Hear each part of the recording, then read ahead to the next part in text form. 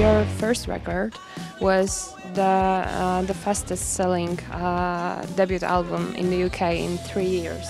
I was wondering, do sales mean anything to you personally? Well, it's getting harder and harder to understand what they mean because, yeah, the way things are calculated now with streaming, I don't know exactly what it is, but I'm pretty sure if someone streams your song, you know, a certain amount of times, it counts as a sale. So it's like, yeah, those numbers, it's hard to know who's actually listening to the record in you know, in its entirety. But I think for us, it's like we didn't start the band to like achieve those kind of things. We really, our goals and our ambitions are very musical ones and very simple ones, really. But saying that, I mean, yeah, the experience of releasing that first album and getting our head around the idea that all these people had gone and bought it and listened to it. Yeah, you know, it is amazing, and especially as it was something we didn't even really strive for or reach out for. So yeah, it's hard to ignore sometimes. But yet people still, when they mention Royal Blood, they still say it's an amazing rock band. And do you think that it became a label at some point where it's a limitation for you in a way?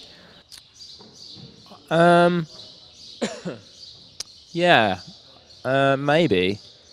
I think it's kind of up to us really whether we jump in that box and close the lid on ourselves. Really, I think if you say we're a rock band and that's, you know, that's all we do and we're not interested in anything else, and you only associate yourself in the parameters of that world, then yeah, I guess you do limit yourself. But I think we're kind of far more influenced and interested in other types of music outside of rock to like bring into our world, you know, and try and like mess with what rock has done before. And can you tell me a little bit about a thing that happened here when you performed, I guess, 3 years ago?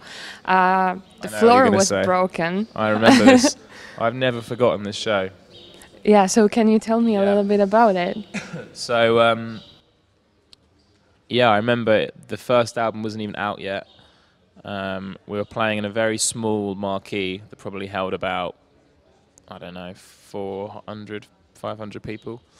And just before we went on, Ben went out to see if anyone was going to come watch us, and there was like no one there, like no one.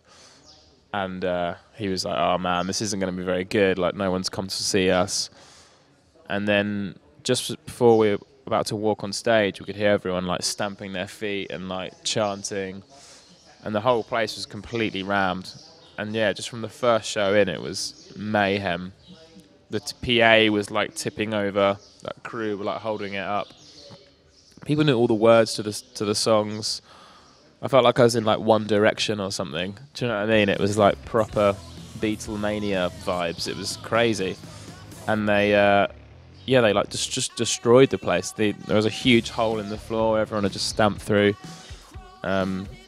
Yeah, it was just like one of the best gigs we've ever done. It was awesome. And I remember as well, we went to go and play a year later. We played Warsaw, and the whole, like, everyone was just looking at that show in the diary like, this is going to be amazing. And the same today. We always get asked like, what's it like playing in other parts of the world? Is it different? And it's kind of not.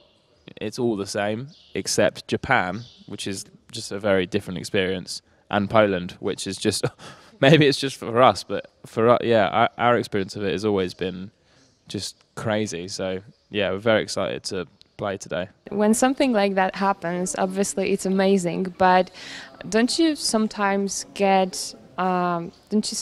start thinking that that people don't actually listen to the music at a show when they're just going crazy?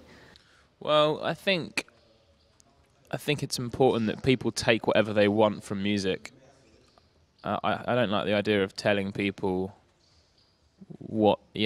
how you should experience it. And I think everyone has their own interpretation of listening to music, and everyone takes different things from it, whether it's like the words or like singing along to the choruses or going crazy and tearing the place apart. I think that's not up to me, and as long as I feel like I've made a connection with an audience, and I feel like I've hosted a good party, you know, and I've put on a good event, and everyone's had a good time, then they can do whatever they want.